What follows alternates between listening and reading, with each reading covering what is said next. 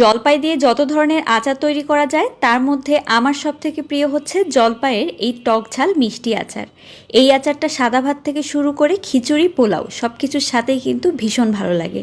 প্রথমে একটা মশলা তৈরি করে নিব। তার জন্য 2 চা চামচ পরিমাণ নিয়ে নিচ্ছি পাঁচফোড়ন, আর তার সাথে 7-8টার মতো শুকনা মরিচ। এগুলোকে শুকনো খোলাতে ভালোভাবে একটু টেলে নিব।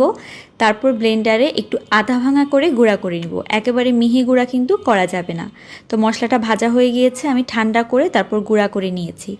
এখানে 1.25 কাপের মতো সরিষার তেল দিয়ে নিচ্ছি। তার মধ্যে দিয়ে দিব 1 চা চামচ পরিমাণে পাঁচফোড়ন, তার সাথে 2টা শুকনা মরিচ একটু ভেঙে দিয়ে দিচ্ছি। এখন এগুলোকে হালকা করে একটুখানি ভেজে নিব। তারপর একটা দেশি রসুন আমি কুচি করে নিয়েছি, সেই রসুনটাকে দিয়ে দিলাম। তো এখন এই রসুনটা হালকা করে ভেজে নিব। আর তারপর দিয়ে দিব 1 চা চামচ পরিমাণে হলুদ সরিষা বাটা।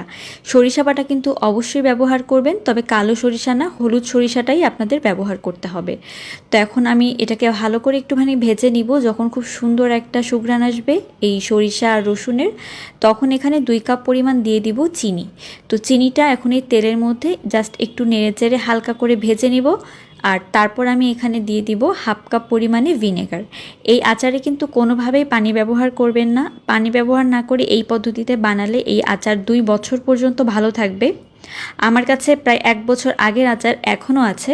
তো আমি সবসময় এই আচারটা একটু বেশি করে বানাই। আচারটা ভালোও থাকে, অনেক দিন 2 বছরের মতো ভালো থাকে।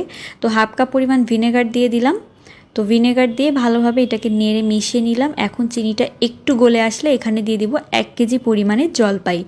তো জলপাইটাকে কিন্তু আমি এরকম গায়ে একটু দাগ কেটে নিয়েছি, এতে করে খুব সহজেই ভিতরে মশলা ঢুকবে আর আচারটা খেতে ভালো লাগবে।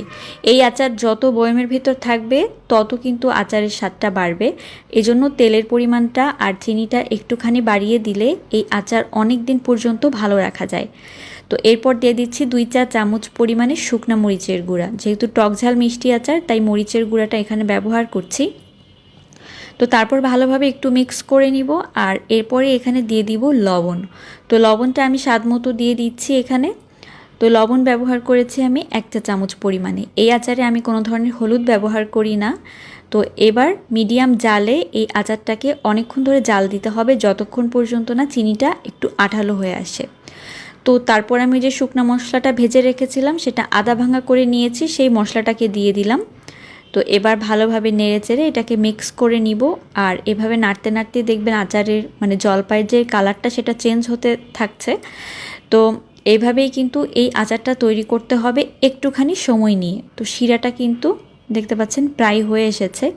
তো এখন শিরাটা একদম কমপ্লিট। তো এটাকে আমি সারা রাত এভাবেই রেখে দিব, চুলা থেকে নামিয়ে আর হাঁড়ির মধ্যে রেখে দিলে এই আচারের রঙটা একদম চেঞ্জ হয়ে যাবে আর ভিতরে একদম ভালোভাবে শিরাটা ঢুকে যাবে। তো এই তো দেখতেই তো পাচ্ছেন আচারের কালারটা কিন্তু একেবারে চেঞ্জ হয়ে গিয়েছে। আশা করি আজকের এই জলপাইয়ের আচারের রেসিপি আপনাদের অনেক ভালো লেগেছে। ভালো লাগলে তৈরি করে দেখবেন, লাইক কমেন্ট শেয়ার করতে ভুলবেন না।